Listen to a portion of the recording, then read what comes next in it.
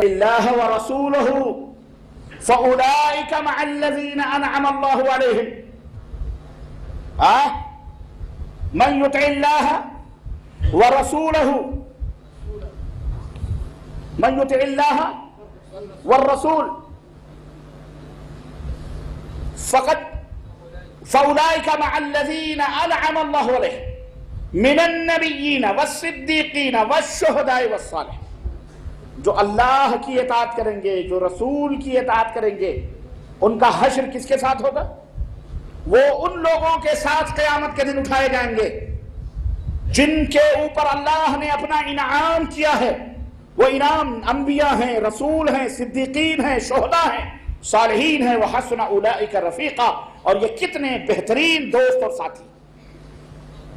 اس لیے نجات کا ذریعہ اللہ کے نبی نے بتایا. اگر نجات چاہتے ہو، کامیابی چاہتے ہو، میرے پیچھے پیچھے چلو.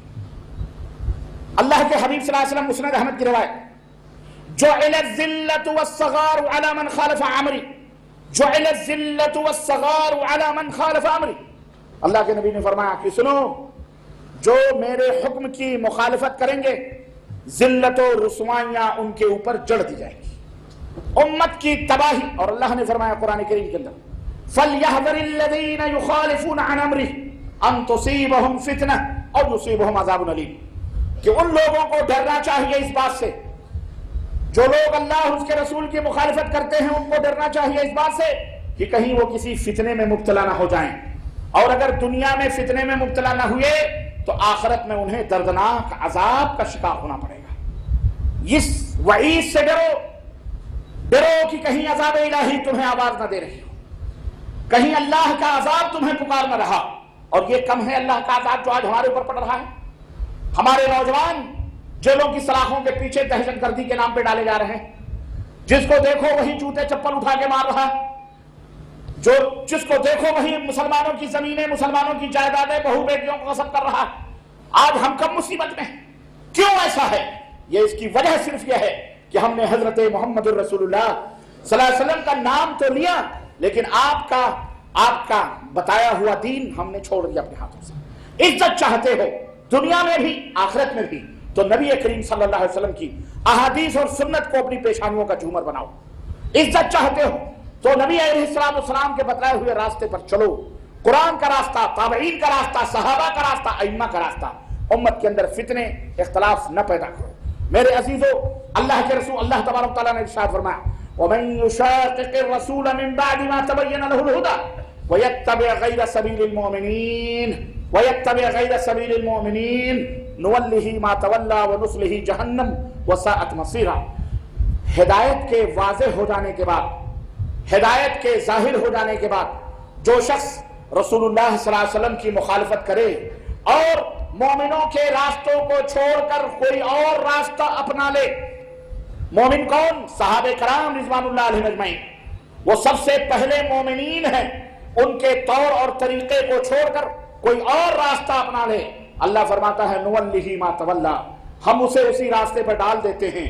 وَنُصْلِهِ جَهَنَّمَ، اور اسی راہ سے اسے جہنم میں ڈال دیں گے. وَسَاءَتْ مَصِيرًا، اور جہنم کتنا برا ٹھکانہ ہے. تو اے لوگوں، اے بیدر کے لوگوں، اے کرناٹکا کے لوگوں، اے آندھرا پردیش کے مسلمانوں، اے دور دراز سے آئے ہوئے بستیوں کے مسلمانوں، ماؤں اور بہنوں اور بیٹیوں، اللہ سے ڈرو.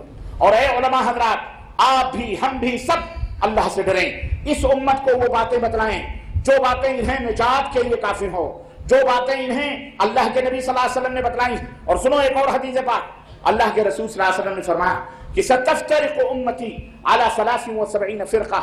نجات ہی سے متعلق نبی نے یہ خوشخبری سنائی کہ افترقت الیہود والنصارى، یہودی نصرانی 72 فرقوں میں بٹے.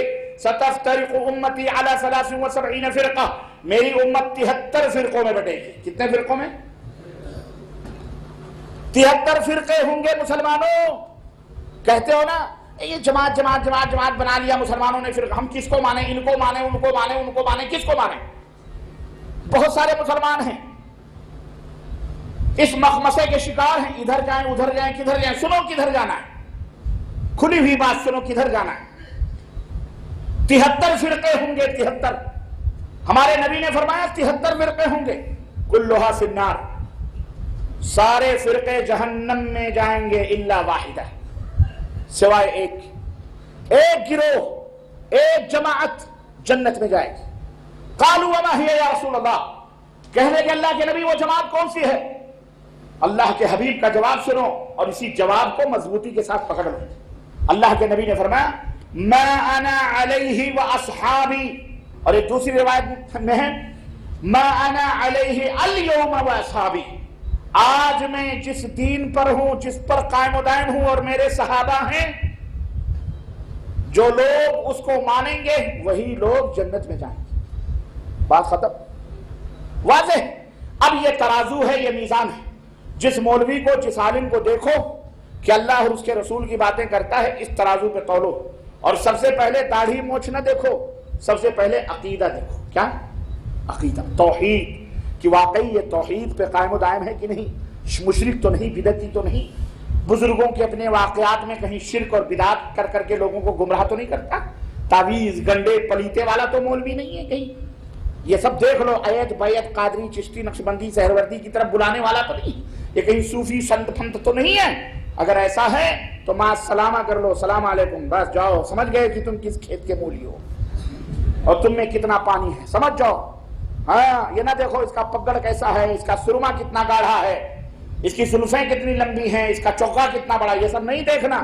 سب سے پہلے، اور نہ یہ دیکھو کہ نماز کا گھٹا کتنا بڑا ہے، پجامہ کتنا اونچا ہے، نہ یہ دیکھو کہ بہت زیادہ نماز پڑھنے والا، تسبیح کتنی بڑی، یہ سب کچھ نہیں۔